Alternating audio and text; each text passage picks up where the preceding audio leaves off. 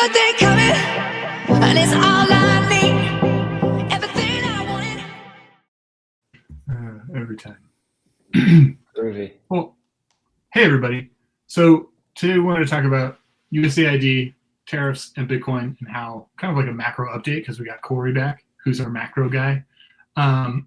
Me personally, I used to be macro stuff, but no longer in the investment world, no longer doing that. But yeah, if you guys want to go around and do like a, I don't know, round robin short introduction. I'm Bondor. I'm here in LA. I've been involved with Bitcoin for a while. Presently a developer, but also trying to push towards media and media-related endeavors. So, JD. Sweet. Hey guys, JD, Cypherpunk Cinema.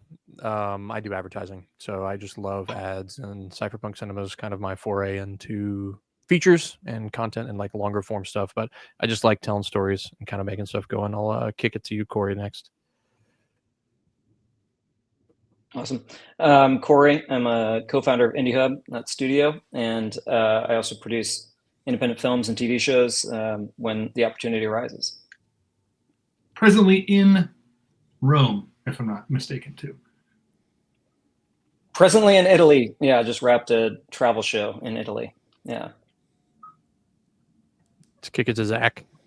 Yo, Zach, I'm the founder of IndieHub.studio. Basically, it's a film exhibition platform, independent film exhibition platform built on top of Lightning. Check it out. And Anton. What's up? I'm Anton. I'm a filmmaker, cinematographer, and live in LA. Cool. There you go. All right, so to kick us off, it's been rattling around my brain for the last month and a half, and I've not been able to have like a good conversation about it. But the idea of knock-on effects and impacts of the no longer USAID funded programs, because it seems like all of these USAID funded programs were essentially just all left-leaning. Like there was nothing on the right. It was like there was no church plants. There was no like conservative things apart from like one or two like I don't know quasi-conservative effort. It was almost all exclusively like left-wing media, transgender,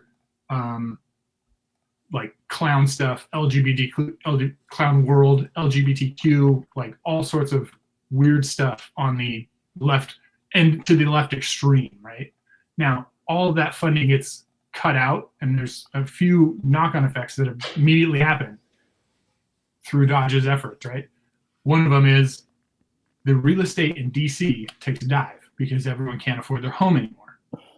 Another one is the political narratives around like, hey, these news organizations were getting funding from the government through USAID to push particular narratives.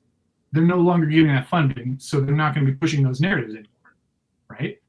And then you look at other stuff like the whole, I don't know, funding transgender musicals or funding whatever, Sesame Street and all this other stuff. It's like this media essentially is just shut down, and most of that media is left-wing media.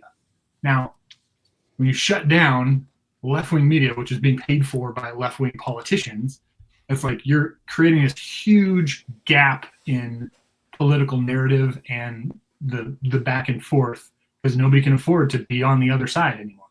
So the question for Corey is, this impacts international relations, game theory, funding, real estate, and so much more. It just keeps going, and the more you think about it, the more crazy and goofy it gets. So that is the premise, I guess. Corey, what are your thoughts on big picture? How does this play out short term, medium term, long term? And what do you expect going forward?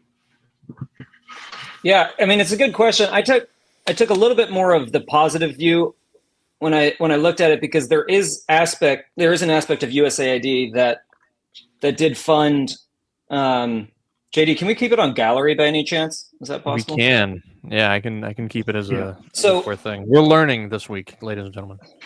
yeah, we're figuring it out. So obviously, Bonder, when I see those sorts of things as part of a government program, to me, that's just what happens when the group in charge for most of the time, most of the past 20 years. Those are spillover effects because government has a tremendous amount of inefficiency. And one of those inefficiencies is people who don't necessarily care about the thing that's going on, get access to money and then add their thing into it, right? There's this prevailing sentiment that people, that congressmen show up to Washington when they're newly elected and say, my goal is to get as much money for the thing that I care about as I possibly can, right? And that's what I think Doge is being a really good antidote to. So I think there's a reasonable conversation to be had there. I think there's also a reasonable conversation on the positive side to say that USAID does fund tuberculosis and malaria and AIDS treatments in parts of the world that are impoverished. So I try to take it from more of a first principles perspective and say, what is the US's role in caring for those people, right? And as Christian people, we care for the value of every human life, like as no matter the value, right? That's the charge, and I think that's the differentiator of our faith. So I tried to frame this, and the way that it came to me was like a masculine feminine type thing, right? When the man abdicates a masculine leadership role, responsibility, the best thing that can happen at that point is for someone to encourage the man to then step up into that role. The worst thing that can happen is then the woman takes over that role. Then they're both done for, right? Then you've flipped the roles. And I see it in the same way. It's like the church was supposed to take care of the poor and the sick and the weak. And in many cases, it hasn't done that. And we look to, as a culture, as a society, we look to government to fill that role. That wasn't the solution, right? That was never the solution. And it was not very effective. And it just ballooned up in this road of good intentions saying, well, if good intentioned people aren't going to take care of these people, we'll just have the government do it. And it's a silver medal in a way. It's like, okay, well, it kind of works, but it's also completely out of order, right? It wasn't ever supposed to be that way. So in my mind, that misordering, that flip of that responsibility completely ruined it. So in my mind, it's like this whole endeavor of USAID was, let's just entrust the people who can't actually do a very good job taking care of it. Let's just entrust it with them, and then we don't have to think about it anymore. So I have a lot of criticisms about the way that USAID played out, but the biggest criticism by far is, why did we think it was their responsibility in the first place? That shouldn't have ever been their responsibility because they can't do it. And then the downstream effect of that, what is it? How long has USAID been around? 50 years? Something like that? Yeah. Right? Somewhere around when we left the gold standard, when we just outsourced what we were supposed to be doing as good Christian human people, as men, right? We should be taking care of the poor, the weak, the outcast. Everything downstream of that is a symptom to me of that problem, right? And then 50 years later, you have transgender Sesame Street in the Arabic world for $20 million. And then we all like scream and cry about that. And we should, like, that's not like, I saw all those things. I saw all these reports, but to me, it's an original sin. It's an original abdication of responsibility and of saying, like, there should be people taking care of it. It should not be the U.S. government because they're terrible at it. And to me, that's this big sprawling program that just got ended. Does any of that make sense? I'd love to hear some reactions to that take. Yeah, that makes sense. The part of it is like that's its original intention, right? We're trying to do this. But then it, the original sin, like you're saying, but it then gets corrupted into the thing that it became, which was, oh, I'm going to college for social work. And I'm going to work in a homeless, nonprofit that's going to help homeless people. But it's like, oh, well, yeah, but, how am I supposed to live in LA where all the homeless people are with a salary less than $200,000 a year or something? And then that just kind of feeds on itself because like, oh yeah, well, we're a worthy cause. We're homeless. We're suiting the homeless or whatever. But then it turns into this thing of like this feedback loop of, well, it doesn't matter. And now you see in LA, like there's a pushback because the director of one of LA's homeless programs like brought her husband on and gave him $2 million to do essentially nothing. And it's like, when did that become the culture of the system that was supposed to help the people? I think. Well, I think the homeless issue is an exact proxy for what we're talking about, right? It's like there are people who are homeless on the street that should be cared for and should be treated with dignity. When we outsource that as people to the government, and I'm saying like we all share in that, right? If we didn't take care of them, then we outsource it to the government thinking they'll take care of them. And they weren't ever supposed to be able to do that, right? That's where like every downstream effect you see, all these tweets that are like, you know, Gavin, how much money has Gavin Newsom spent on homelessness? Hundreds of millions of dollars. That was his big thing when he was running. I'm going to fix homelessness. And it's worse now than when he started. So what was the point of the hundreds of millions of dollars, right? So clearly, and this is where I want to frame the conversation around philosophy, around like who are we as people of God and people who have a sense of the dignity of the human being. Who are we as those people? Because when we outsource that to the government, they do not have that by definition. They do not. A government cannot look at a person and say you are a God-breathed individual. I'm going to take care of you as such. It's completely antithetical. Yeah, they look it's the completely exact antithetical. opposite thing. You are my slave. They look the exact opposite way. Worthless. You're a and number. I should have all They have your actuarial resources. tables. Exactly. They have actuarial tables about the value of a human life in a dollar amount, and we don't have that. So to me, I look at all these downstream effects, all these symptoms, and I look, and they're all ridiculous. Yeah, I'm totally on the same page. It's all ridiculous. I'm glad it's ending. I'm glad all of that is over. I just hope that there's a charge then when it ends, that the value of human life, the value of human dignity is an important thing to people again. I think this is a classic move of evil. This is like the oldest trick in the book.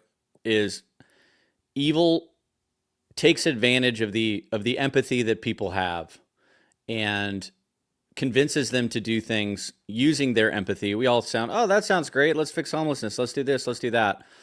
And then it just steals all the money and does whatever the hell it wants to do anyway, because we've abdicated our responsibility. Which is another, nothing downstream of abdicating responsibility is ever good. But I think more than anything, it's like we just have to pay attention to, you always have to be skeptical when people are saying, oh, I'm going to do this, give me money, I'm going to do that. Evil always finds a way to make what it's doing sound and look good. It's as close to good as it can possibly get as a defense mechanism and as a camouflage. And then I totally agree with you. Yeah, go ahead, Bondor. And then when you actually step back in and say, no, I'm not going to abdicate my responsibility. I'm going to take responsibility now. The knock-on effect from there immediately is that evil you're talking about it completely switches and says, oh, no, like the people who are getting defunded by the lack of funding now are turning around and saying Trump is evil, this program was evil, like no one's going to support us, like no, like you will never be able to take responsibility. We want the abdication of responsibility, we want that back because our livelihoods have been destroyed because of this. And they do just enough, right? Like what you talked about, Corey, like they're funding these, AIDS programs or whatever, these beneficial programs. Like if we really dig into the budget, and admittedly I have not, but they do just a fraction of a percent enough that when it gets taken away from them, they go, you turned this off, you destroyed these things. But it's like, this was 0.001% of the budget and you stole the rest. Like, Yeah. That. No, it's a really important point. It takes the empathy piece of the budget, and it's similar to NASA, right? In a way where, like when Elon found a way to get a rocket profitable, the cost of a payload went down by like 1,000th. to like 1,000th of what it was before. And I think that's what we need to focus on finding. And that's why we're all Bitcoin maxis, because if you fix the money, you fix the world. And to me, tuberculosis becomes a thing of the past when you're in a Bitcoin society, right? Bitcoin-based society, because it becomes a thing that's competitive and it becomes a thing that's mutually beneficial. So yeah, I don't know that it, yeah, we could go deep on where all the money went with USAID, but to me, it's just not, it's the least surprising thing in the world. It's empathy leading to theft, like you said, Zed. So I got a spicy take on that, just to spice things up. You're talking about masculinity and femininity. You know, it seems to, generally speaking, be more of a feminine trait to say, hey, I'm going to give you everything, and more of a masculine trait to say, hey, I need to teach you how to provide this for yourself. And I think there's another knock-on effect here, which is, to your point, what is America's role in the world? Is it to provide everything to everybody? No, it shouldn't be. It should be to help provide a structure such that people can provide for themselves, generally. Well, and I think this ties into a fiat world very, very well, because if we could provide everything to everybody, maybe we should, but we can't because the money doesn't exist, right? And this is where we departed reality. It's like, if we could completely cure tuberculosis and malaria and AIDS, maybe we should do that. But we actually don't have the resources and the capability to do that. We're just pretending that we do by printing money. And that's where I think it's a really pernicious evil. It's like, yeah, I'd love to be able to solve all of human suffering. That'd be amazing, but we can't. So we have to make hard decisions with the resources that we actually have. And when we look at USAID, were we using the money that we actually had to fix the ills of the world? No, not at all. We weren't doing that at all. We were literally inventing the value out of nothing and impoverishing our own people based around this kind of lofty ideal that, didn't work at all. So taking all of this in stride, Corey, I'm curious about how do you foresee this going forward? Like, what are actionable things that people can do, that I can do, that you can do, that like actually mitigate what's coming? Because there's going to be the pushback that's coming, and the evil doesn't want to give up its power, etc. Like, and it's just going to restart all over again next election cycle, and blah blah blah, and never is actually going to be solved. It's like, it's a big deal right now, but in 6 months it's going to be less of a big deal. Next election cycle, all the people who are disenfranchised by this are going to reorganize, and they're going to be like, no, we want all the stuff back, right? We want the money printer. We want all the free money again. We want to not have to work and actually solve problems. What do you see as a solution to that? That's not just like big picture Bitcoin, because we know that that's the ultimate solution, but practically, how practically, and also like strategically, how do you go forward? Yeah, so I know you want the macroeconomic answer, but my answer is as micro as it possibly gets, which is totally every person has their sphere of responsibility. And the only responsibility that I have over the federal government is a vote every 4 years. That's it. And the only responsibility that I have over the poor is the poor that are brought into my life, right? The needy that are brought into my life. And I think that's like when Jesus says the poor will always be with you. I think that's really prescient, right? He had this vision for the future where even as economic tides rise, there will still be the bottom 10% of the population that is poor and that is sick and that is needy and that cannot provide for themselves. So he wants the productive people, right? When he speaks to the rich, he says, be generous. He doesn't say, don't be rich. He says, be generous, right?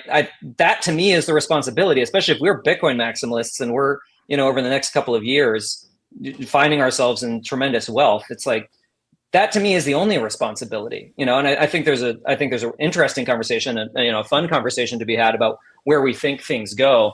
But I'm talking about like the charge on a man, the charge on a person in their sphere of responsibility. That's all our responsibility has ever been, no matter what the political conversation has been, is to care for the poor and to care for the sick and to care for the needy, the widows and the orphans, right? Mm-hmm. And there is no government policy that will ever change that responsibility in my mind. And that's the thing about evil, which says, I will take care of you. You don't have to take care of yourself. I will do it. But of course, that's a lie. We were in my men's Bible study last night. We were talking about the fact that the church has become a cruise ship and that's kind of like the colloquial church, like the mission of kind of like churches, where the church and the commission from Christ and just in general was a battleship. And I think it's a very interesting thought experiment to kind of walk through Bitcoin and money. And that same thing is like economies kind of became a cruise ship, kind of became this serve me type thing where it's like, okay, cool. 10% of the people on that object are doing 100% of the work, which is exactly what we see now. Where in actuality, the way a properly functioning economy should be is like a battleship. Everybody has a battle station that they go to, whether you're a janitor or you're, freaking loading the guns and making stuff happen. You have a purpose, you have a task, and you're not just freeloading. And I think it's really interesting kind of shifting us and this USAID thing kind of coming down and removing the cruise ship mindset that has kind of permeated culture.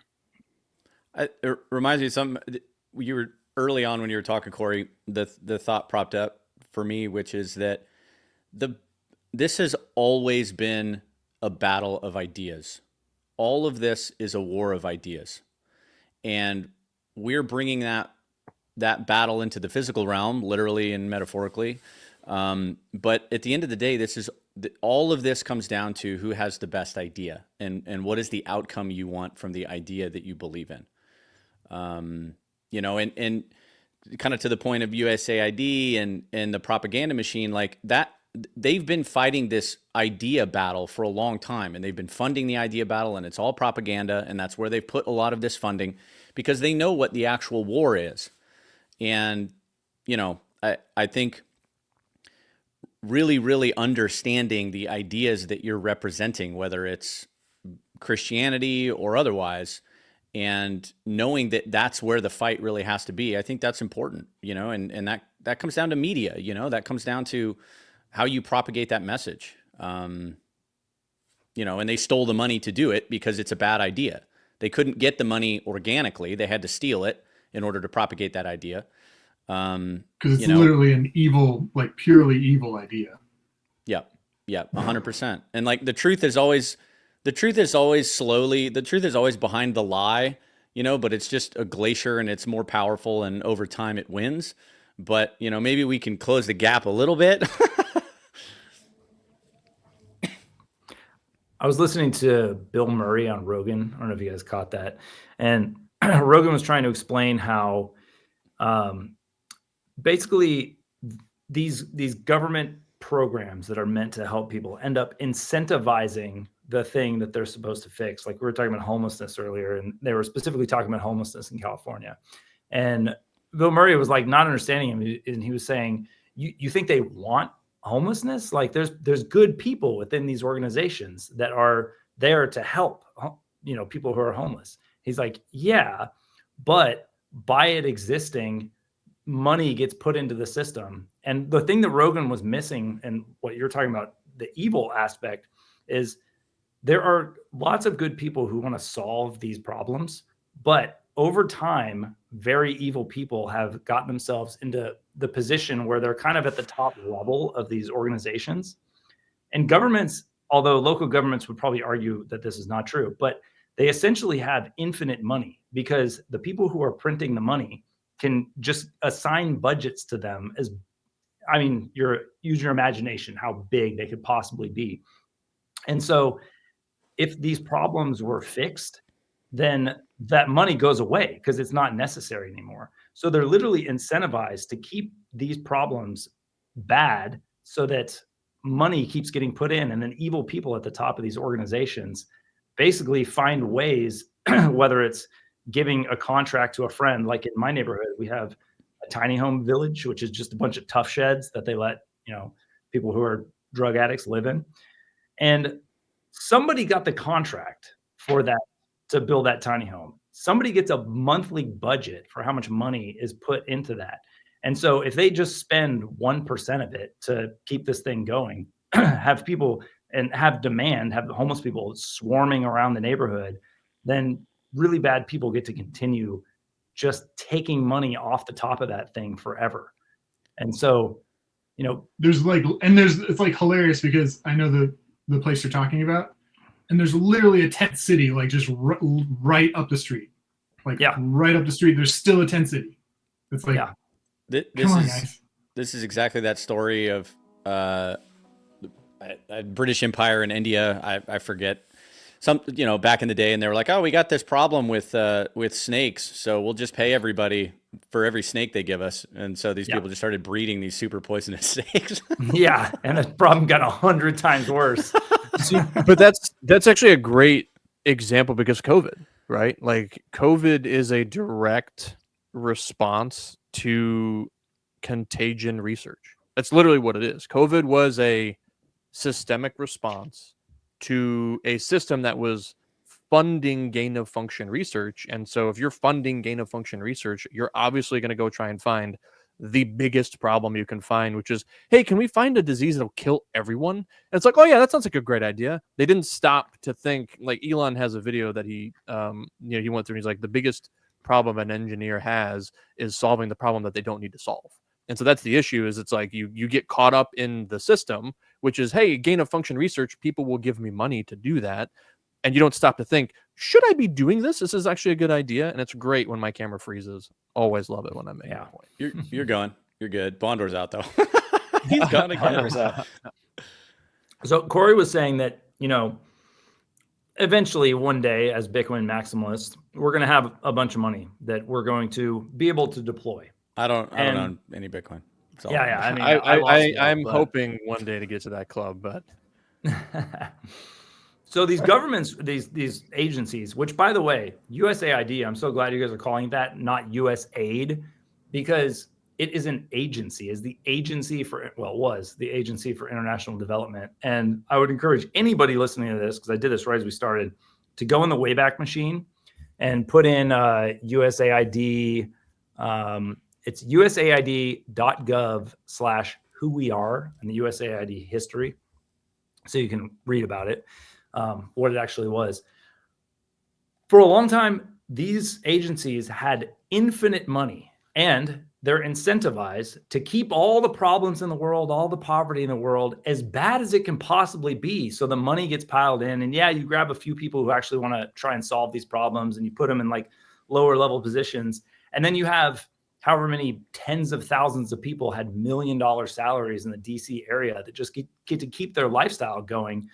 Well, at some point, as Bitcoin takes over as the monetary system, as hyper-Bitcoinization takes over, all these governments, they're not going to have infinite money anymore. When that bubble bursts, it's going to burst. And then it's going to be on the individual. And like Corey was saying, like, we can't solve all the world's problems.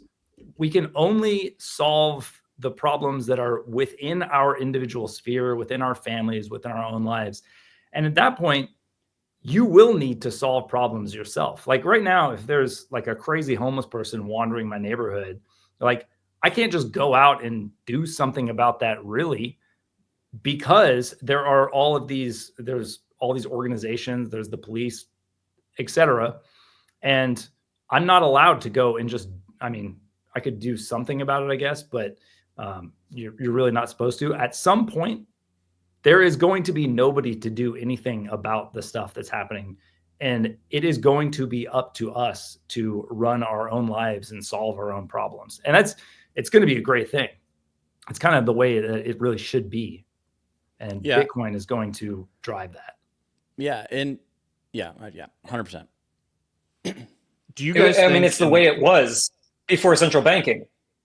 Right. It's the way it was for the vast, vast, vast majority of human history. And we've forgotten in the past 120 years since we've been outsourcing that responsibility. And I think it's honestly, genuinely just because it felt easier.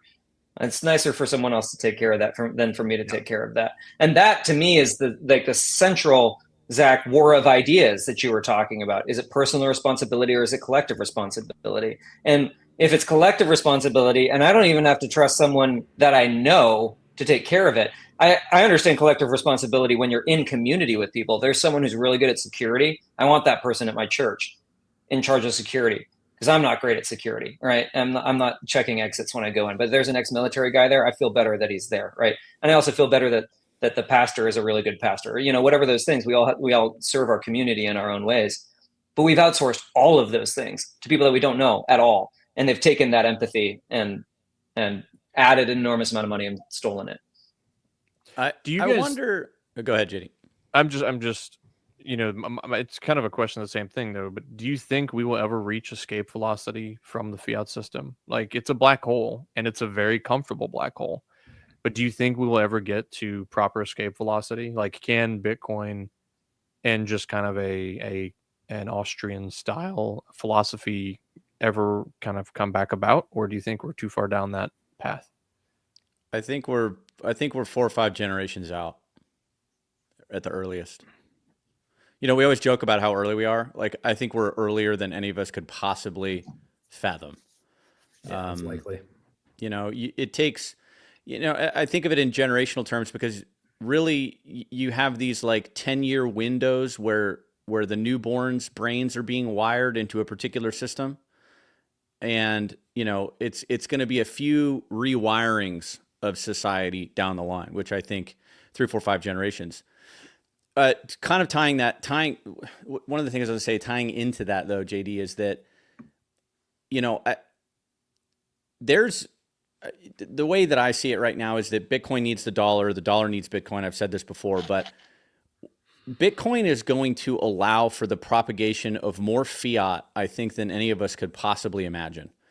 And it'll be somewhat tempered. It's not going to be the ultimate fiat printing extravaganza, but as people start to use Bitcoin to borrow against, these are two systems that are going to kind of use each other. And I think that system is going to take quite a while to fully unwind before the dollar supernovas and just dies, or Bitcoin just absorbs it all and people just abandon it.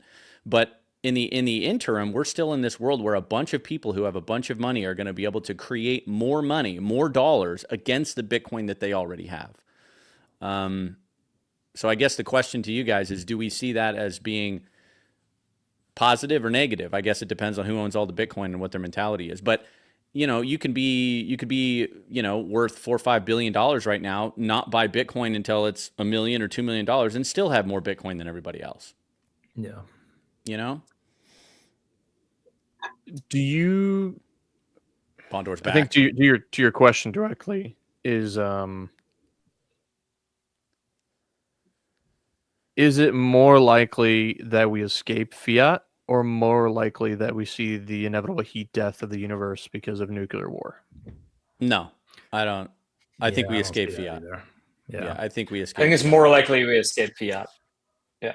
Yeah. There are other things that can happen in between Agreed. too. I mean, Yep. the US dollar could lose its reserve status. Another currency could just become the reserve currency because, I don't know, that country just becomes super powerful, or a bunch of countries can get together and create some other currency or some central bank digital currency. And Bitcoin still exists, but everybody's starting to use this other thing. And that can go on for a really long time too. But right now, just in the time that we've been we've been interacting with Bitcoin really since the beginning, since all of us were probably like in our late 20s to early 30s when Bitcoin was even created.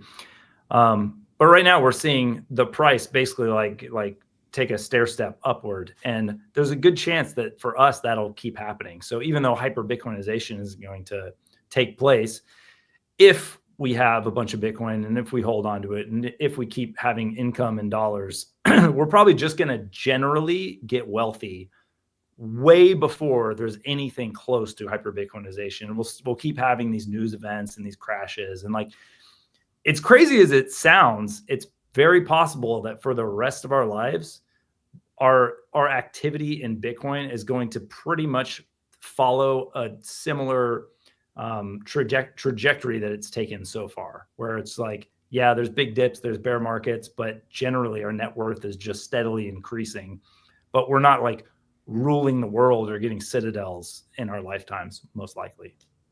Yeah, I think a few people will, right? There's always a handful of people who've got that accumulated at the top, and they'll be able to they'll be able to do that. But I do think that Speaking of North Korea, I do think that I think that peak centralization for humanity was post World War II. I think let's call it 47 to now, roughly, or maybe like when that fucking planes took off from Afghanistan. I think that marked the end of the post World War II paradigm. I think that peak human centralization is totally done, and it's going to go in waves. It's not going to be linear. It's not going to be all at once. But I think that we're on a permanent downtrend into a more decentralized planet from a power structure perspective. what does Yeah, I that think look that- like? And Bonder, I want your take on this, but walk me out 50, 100 years. What does that look like? Like, what is peak Bitcoin, Austrian worldview? What does it look like in peak Bitcoin world, or what does the transition look like? I think let's start with peak, and why I think peak is interesting is because people are really bad at seeing things unless they're shown it. It's the whole Steve Jobs thing of like, don't tell somebody what you're going to make them, just show it to them. And so I think that's what I'm very curious to see is what do you think the peak is? Like, what does it look like to send your kids to school? Do you send your kids to school? Like, what does security look like? What do nation states look like? Like, some of the stuff that's covered in the Sovereign Individual, like Snow Crash is a dystopian version of that. Mandibles is a dystopian version of that. But like, what do you think this kind of looks like from your perspective? Because you're pretty rose-colored glasses, I'd say, and I'm pretty like the glass with a hole in the bottom. I think this might sound weird, but I think it looks a lot like the jungle. I think it turns into a very beautiful, very very integrated, very open system that, like, in the micro can be somewhat dangerous, but in the macro, it's a very, very healthy ecosystem. I think that we're not going to continue to outsource power to large or institutions, sovereigns or corporations or whatever. I think that we become much smaller, we become much more micro, we become much more community oriented. I think that you start to see subcultures start to flourish and get created and survive. One of the things about the fiat world we're in is that, everything sort of gets washed out to being the exact same, but I think we end up seeing a just much, much, much more vibrant, open planet. I think travel explodes. I think that we're able to kind of go in and out of wherever we want in the world. I think there will be certain areas that are very closed off. There'll be very closed cultures. There'll be very open cultures. But I think that people will generally respect those ideas and boundaries. I think that we're on the precipice of like just an explosion of color and vibrancy, for lack of a better descriptor.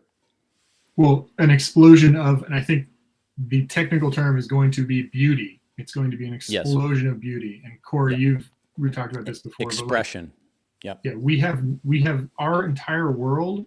We've done everything to cut the beauty out of our entire world because beauty's not going to pay the rent. Beauty's not going to. What's the yield on beauty and blah blah blah. It's just gone. And you look at the architecture, you look at the art, you look at the way people treat each other, you look at the way they treat themselves. It's just, there's no beauty. And I think that all of that's coming back because beauty and decentralization, you can't plan beauty, right? Like you can't just top down everybody, this is what beauty is going to be and what it looks like. Yeah, money is the ultimate form of expression. There's no better way, there's no better tool to express yourself. And when the tool is deadened, when the tool is not very sharp, or you can't really use it very well, you can't express yourself. But when people have a money that can't be debased or can't be taxed, before it's even entered their wallet, human beings will be able to express their massive, diverse range of ideas and beliefs. And so I think Bitcoin is going to help propagate expression to a level that, we haven't seen, or we did see back in the day, but none of us have any idea what that even looked like.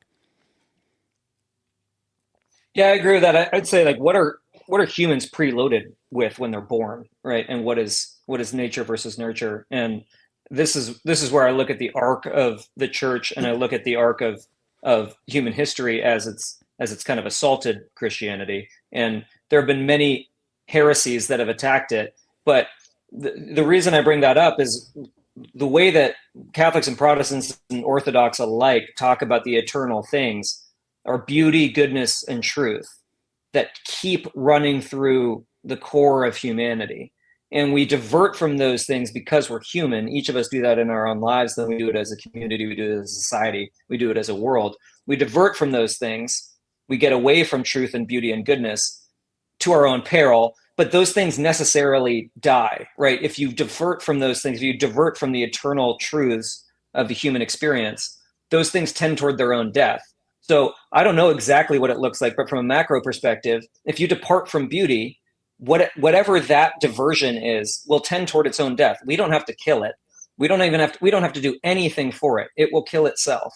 And then it will return to beauty in a new way that hasn't been revealed yet. And so that's what I look at. And I think Bitcoin plays a role in that. I think it's a subservient role to the role of God, obviously. But I think it plays an important role because I think fiat is, like you said, Bondor, is the number one most diversion from beauty we've ever seen in human history. I think central banking and the printing of money has diverted us from beauty more than we've ever seen.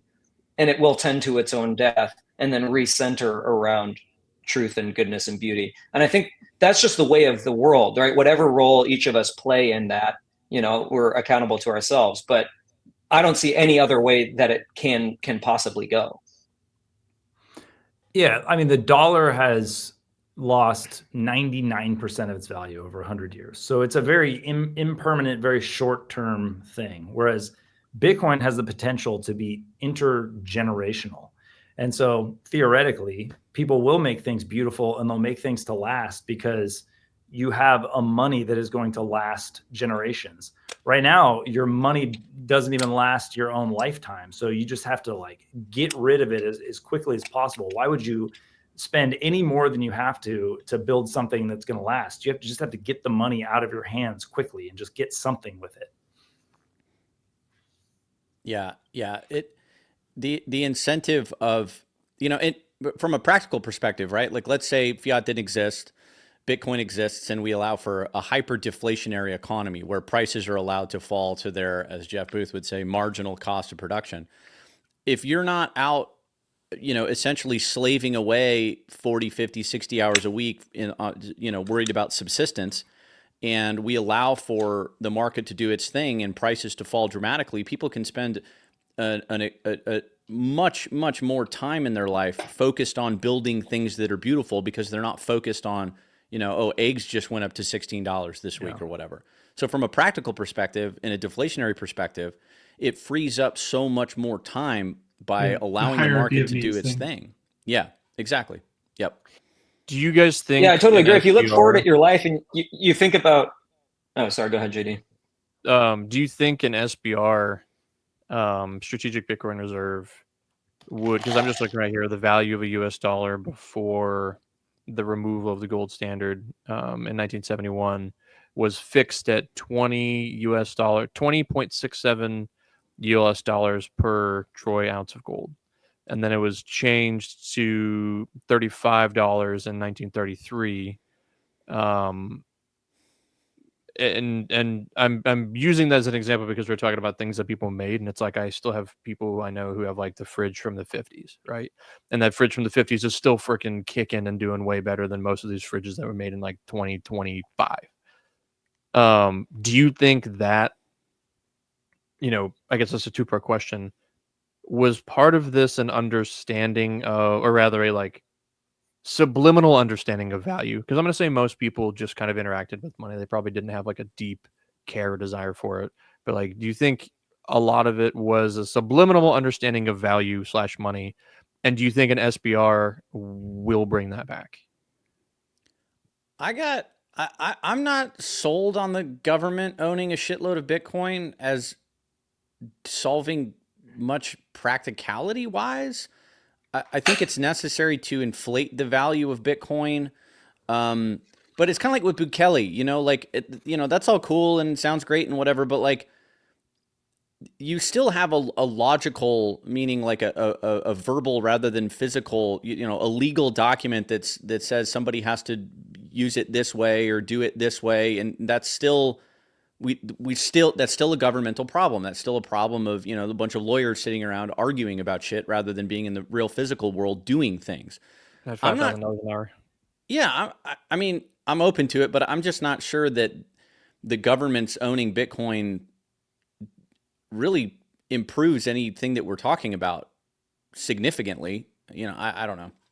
Well, Yeah, it creates like, a grab from a bunch of governments, because if the US were to announce it, then all these other governments also have to do it, which just makes crazy scarcity and it makes individual wealth go up. And which would, for us, it would give all of us a lot more time. All of a sudden, because if there is an actual strategic Bitcoin reserve announced, the price of Bitcoin is going to moon like crazy. It's going to go to $1 million. All of a sudden, if we have any significant portion of Bitcoin, it's going to give us a little bit of breathing room to have the time to do some things that we want. But the US government having Bitcoin it just takes it off the table. It just makes scarcity. It doesn't really do, in my opinion, it doesn't really do anything else for Bitcoin adoption. It just makes the value go up. One thing it does do is that it takes all the people who are essentially status, it takes them and says, no, you can buy Bitcoin now because the state has bought Bitcoin. It like gives Bitcoin a new sense of legitimacy to all the people who are totalitarian status who literally can't think and NPC, etc. So there is that side of it. But again, how much is that going to actually, these people like literally can't think. So how much are they going to go through with this? I don't know. Yeah. Honestly, in the short term, I think it's almost nothing. I think in the long term, when you start pricing the things that government is spending money on in terms of Bitcoin and it's on their own balance sheet, I think that argument gets a lot stronger over time, right? Like if you look at the price of Social Security in dollars, and then you look at it in price of Bitcoin and against the strategic Bitcoin reserve, and we've had the strategic Bitcoin reserve for 8 years, then you start to see, then normies and status, like Bondor was saying, normies start to see it, right? They start to see, like what I saw with real estate when I sold my real estate portfolio and bought Bitcoin, I saw the value of my real estate just falling against Bitcoin. And I was like, why would I hold this? And I think that could start to happen for more normal people. But again, I think that's minimum a 10-year time frame before people would actually, start to recognize that and take it seriously. Yeah. Okay, not to derail things, but can I hear about that just real quick? I've never heard you talk about that before.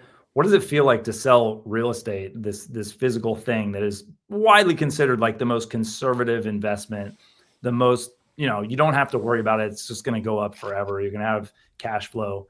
What's it like to go from that to Bitcoin for you? I mean, have you ever had like everyone meaningful in your life disagree with you on a point that you were convinced was right? Yeah. It's kind of, my parents were like, are you serious?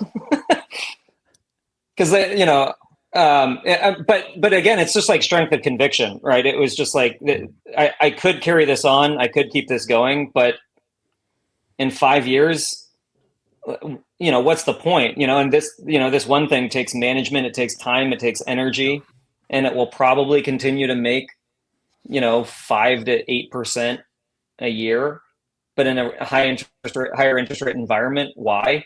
That I was already pretty, I was pretty orange pilled by that point. I was pretty into Bitcoin at that point.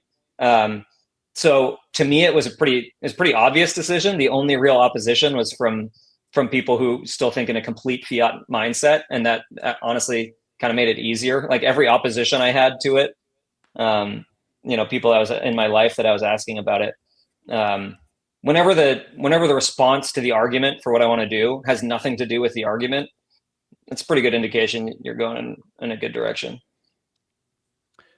Do you think it's more important to get people on board with the idea of adding value, or more important to get them onto a Bitcoin standard?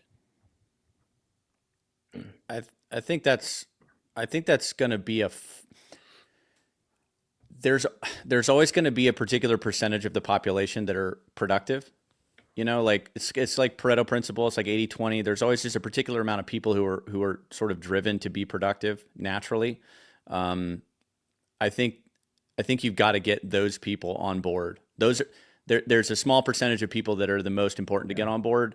you can't focus on everybody. You got to focus on the people that move the needle. And I think, you know, a lot of those people have started to figure it out. The kind of entrepreneurial types, the people who try to figure that stuff out sooner rather than later, are kind of on board and continue to get on board. So if we have to attack a particular cohort, I think it's the people who are just sort of naturally want to be productive anyway. Because you're not going to, it's really, really challenging to teach somebody something that appears to me, at least, to be sort of inherited or given or innate. Or on the even push that further, it's extremely hard to teach somebody something new when their paycheck is predicated on them never learning that thing, or the famous Upton Sinclair quote, of course. But do you? That's actually an interesting thought. Hey, I'm curious the take on this. If paychecks overnight switched to Bitcoin, and you're getting paid in deposits of sats, in the same way like secure or taxes are taken immediately out of your paycheck, do you think that would be enough to move the needle to get people onto a Bitcoin standard overnight? Okay, so if that happened, No. I can tell you right now, so many people make such bad financial decisions and are bad investors that the second that the price dipped, the people that have massive credit card debt and want to keep increasing their lifestyles are going to freak out and lose their minds, which is probably the majority of Americans right now. And then you can have a tiny little segment. It's like, whoa, the price just dipped. I just got a ton more Bitcoin out of this. And so that's kind of where we are right now. It's like, you know, only really the financially responsible are the people that can handle dollar cost averaging Bitcoin right now. JD, I think that there's an underlying assumption with the question that says that's kind of like, it's asking the question, is there a way that we can just like jumpstart this? Like, let's go, like let's actually move the needle on this. And as much as I would love there to be that thing, I don't know that there is that thing or that it could exist. I think that having conversations, just talking, going to meetups, like actually sussing out ideas, like providing good arguments, refuting bad arguments. I think like it's like this is a philosophical change. It's a philosophical retooling of everything you've learned over your life. So like how does one expect someone to figure that out or to go through that process? It's not easy. I think behavior is always more important than talking. And if you go out and you live your life and you're productive and you're kind and you're generous and you're successful, the people who are interested in knowing how that works will figure it out and they will ask you and they will learn from you. Talk is cheap. And the second you start getting into arguments with people about how things are, they start to defend a position that may not even be to their benefit. I think that behavior is far and away the most important way to convince people of anything. Yeah. I'm going to play devil's avocado on this. It's a hell of an avocado, dude. Are we destined for a world where the Bitcoiners have to circle the wagons around the Bitcoiners and keep everybody else out? Is there a world where we have to? No. Yeah.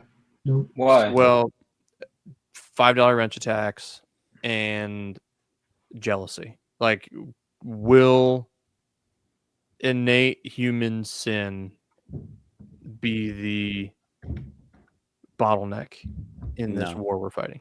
Not that innate human sin. I think much of the stuff that we're dealing with today kind of just has a slow exit, like a $5 rent attack. I mean, yeah, we're still going to see $5 rent attacks. Yeah, we're still going to see physical violence and all that stuff. But at some point, people are going to realize that it's just the returns on it are just so low. Like, because Bitcoin fundamentally is information, and you can't just like take the gold bar and it's mine now, right? Like, you just can't do that with Bitcoin if it's set up and stored correctly. So that really does impact all of this stuff. Now, there's going to be other stuff later on down the line. Like if all of those are sins of self-indulgence or violence, me here now, I get what I want, sorry. If all of that is self-indulgence in the future, a Bitcoin-denominated future, we're going to have all sorts of self-righteousness problems, like people who always do the right thing and have no mercy. Like that is going to be a big problem, especially outside of Christian circles. But go on, Zach.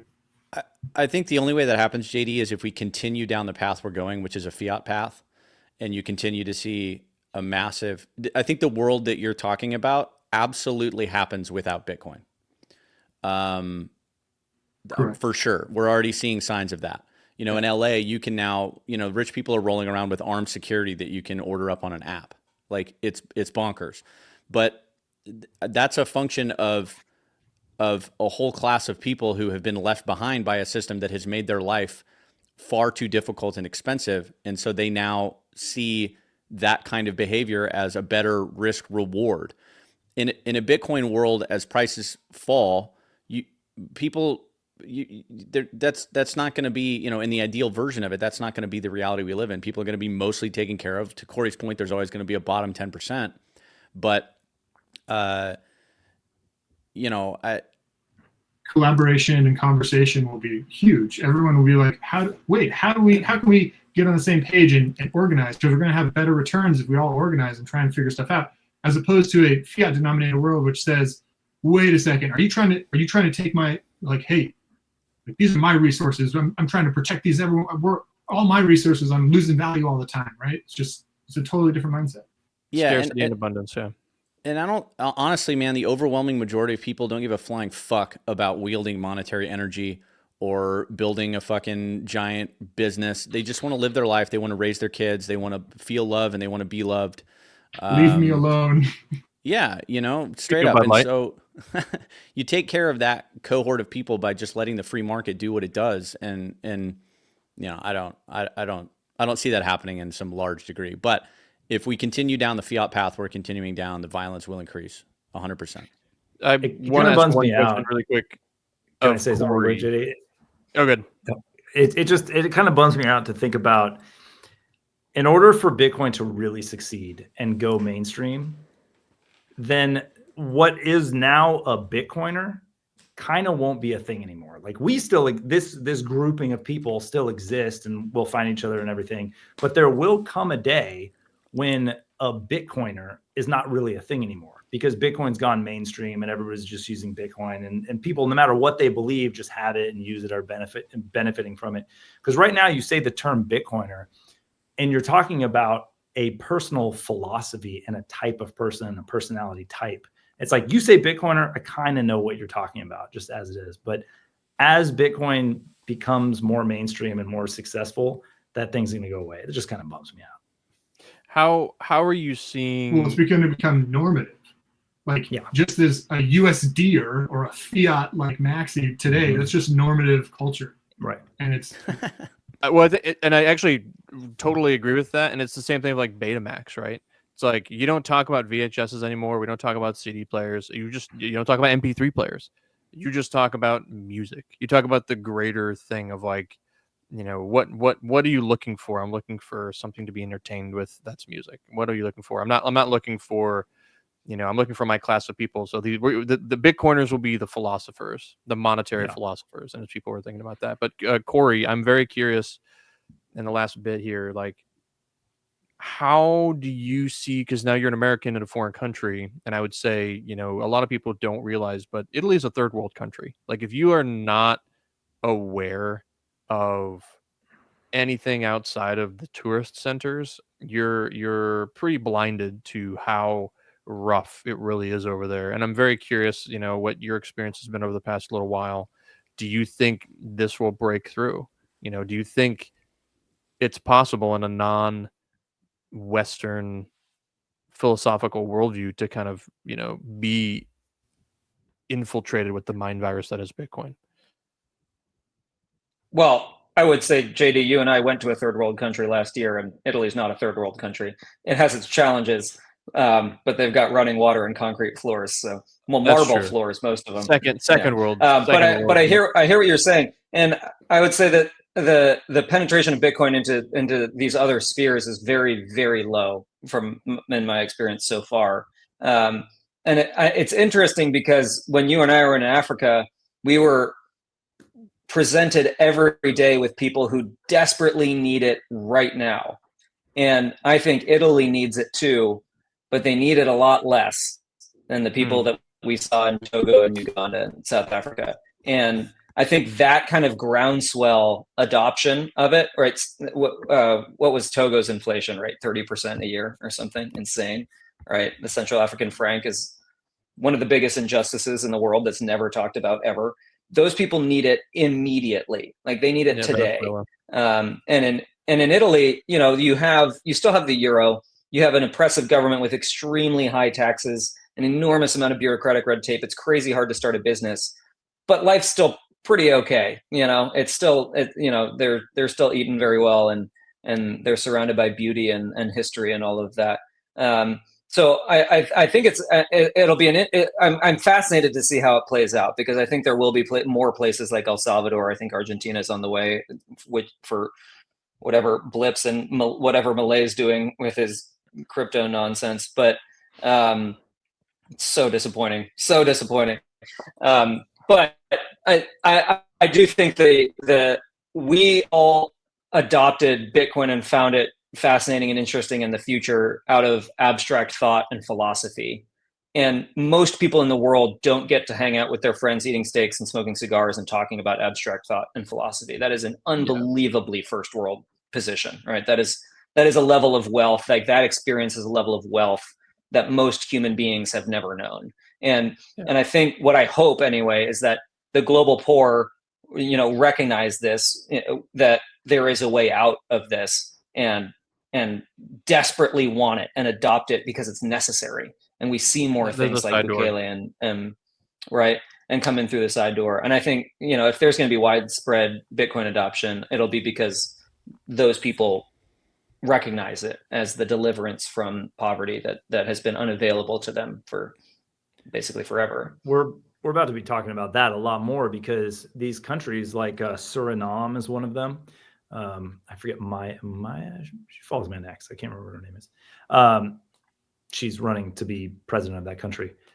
A lot of these tiny third world countries that don't have access to whatever the 8 like mainstream currencies of the world are, that they all inflate, but they don't inflate as bad as the Central African franc. Those people are going to start using Bitcoin. They're going to have Bitcoin. They're going to see their wealth increasing literally faster than people in Italy. And we're going to have a time of massive development in countries like we just saw in El Salvador.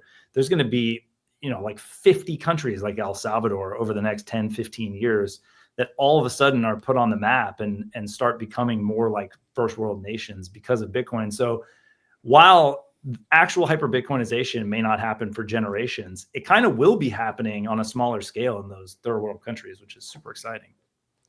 I wonder, maybe this is a controversial question, but you know, sticking to the motif of that we're sort of perpetually engaged in a war of ideas. There are certain cultures, I think, that might not be compatible with Bitcoin as an idea. Now, obviously, you know, money as a tool is pervasive across cultures, but I wonder if Bitcoin destroys ideas that don't work.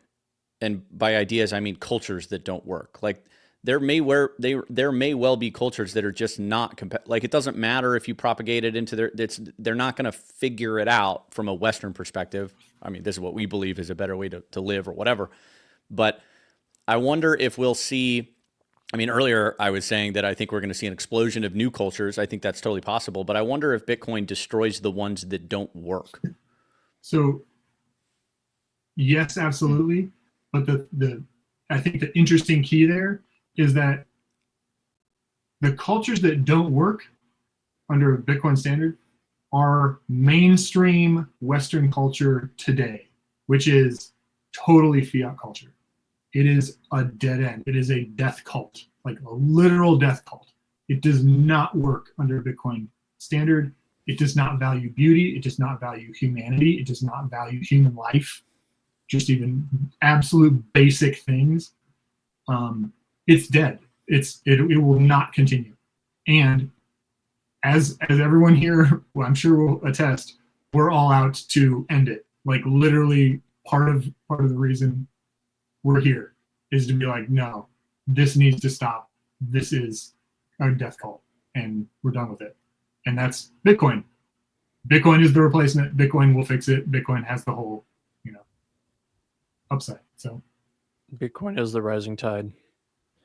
Yeah, Now- I was saying before that it's a bummer that the idea of Bitcoiners will kind of go away, because right now the people with those values become Bitcoiners.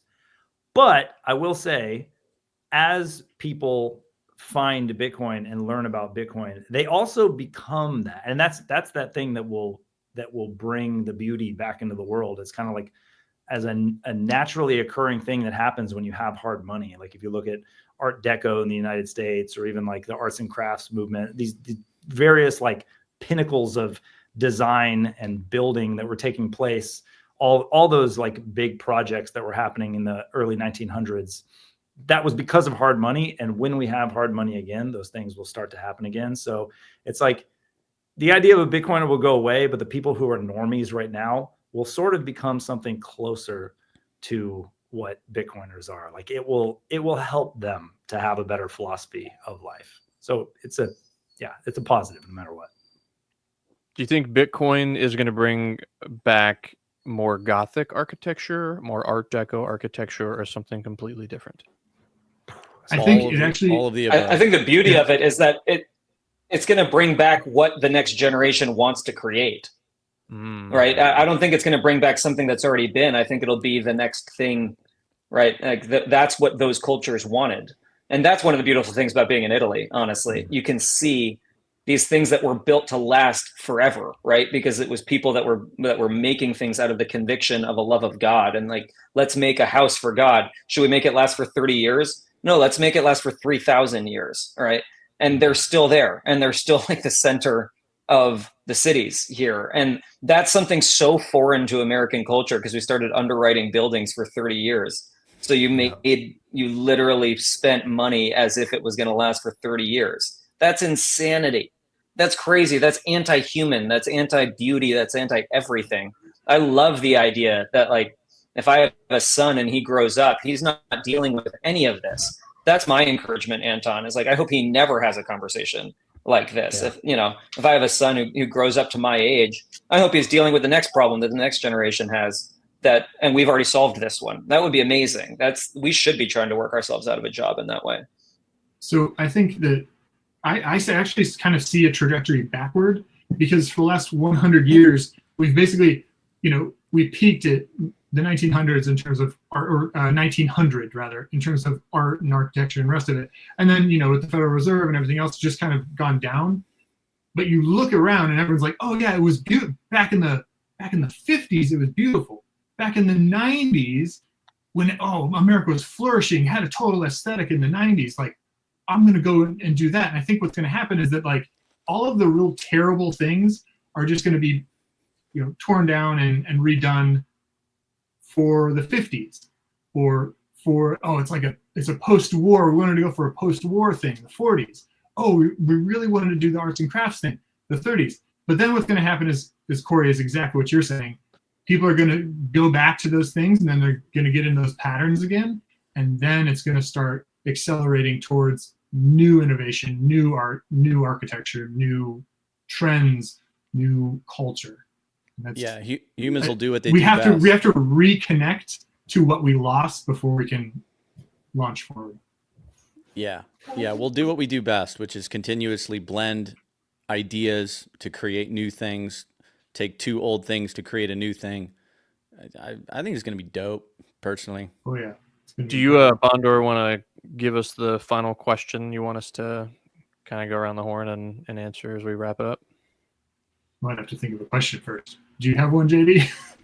I do have one, and I'll maybe to just kind of go with that is like, what is the thing you want to see built on a Bitcoin standard? Like, what is this piece of art that you hope to see? Like for me, I've always, the second I became a Bitcoiner, the first thing I wanted to see was a Bitcoin cathedral. And I don't mean a cathedral built towards Bitcoin, but I mean like I want to see, and I'd love to be a part of the thinking and the commissioning of a of a 1,000-year cathedral. It's like this thing, or 100-year cathedral. It's like this thing is going to take 100 years to build and hopefully last for 1,000. Like that's what I would love to see. It's just, and in my case, it would be as a testament to Christ and, you know, the amazing stuff that he's kind of done in my life. But that's what I'd love to see, is like the return to that and the building of that. Where it's going to be, I have no idea, but I'd love to see that. For me, I'd say urbanism that's beautiful, vibrant, safe, and lovely and beautiful. Like, just right now, our urbanism is you basically graduate high school or college, you move to an urban city center, you debauch yourself for the next 10, 15 years of your life, you finally meet somebody, and then you guys move to the suburbs, and that's what urbanism is.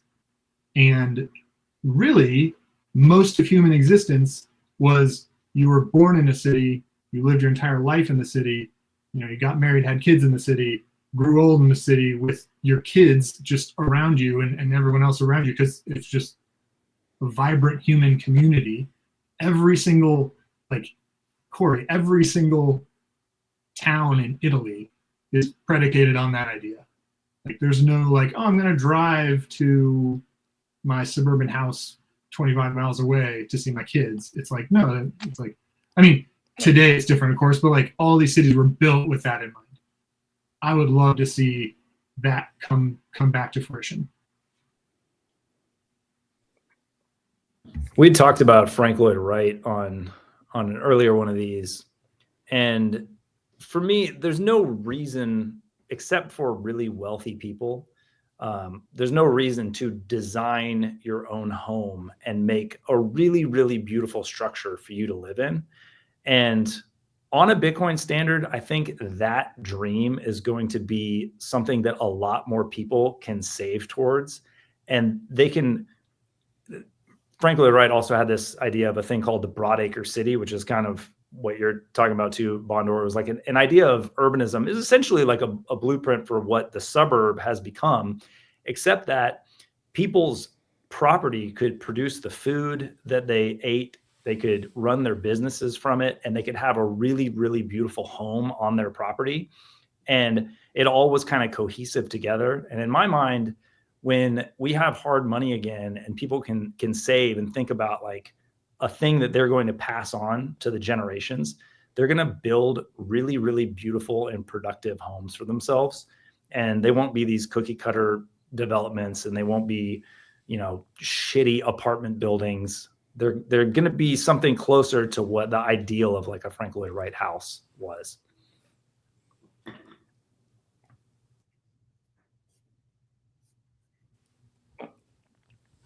Are we going around the horn? Yeah, you go, Corey. Yeah.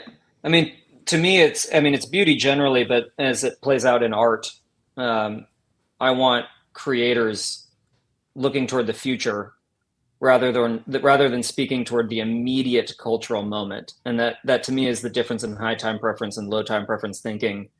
And obviously my interaction is mostly with writers and directors. But I want visual art and architects, like you guys are saying. I want filmmakers, obviously.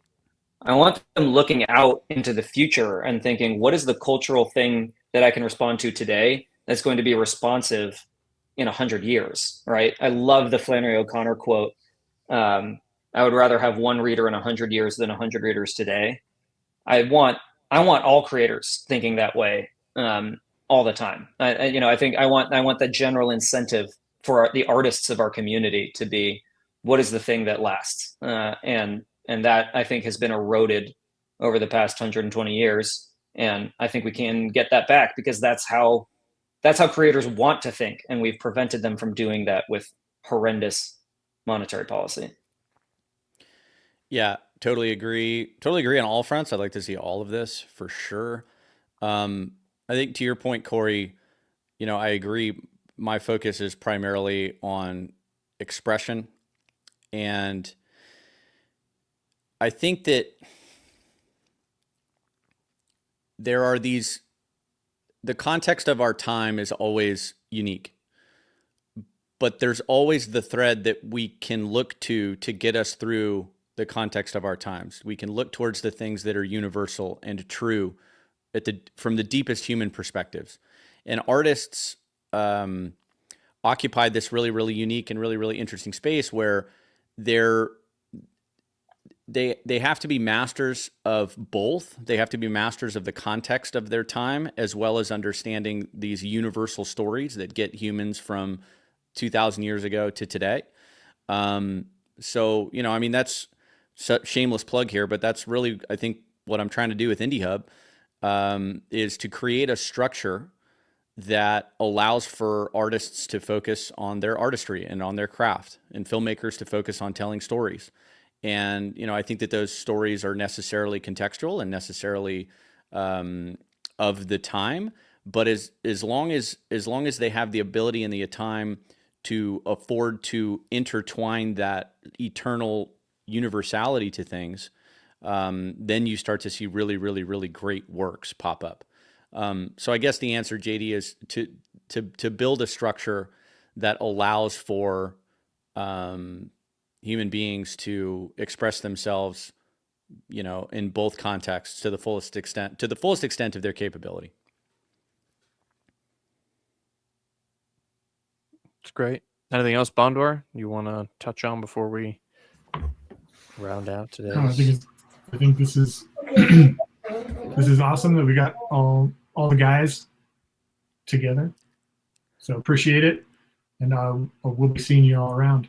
Go ahead and slap that extraordinarily loud roll that beautiful splash. Do we have a YouTube channel right now, by the way? Do we have Better by Bitcoin? I just applied for it, and you have to wait 24 to 48 hours before you can stream. But next week we'll have YouTube running.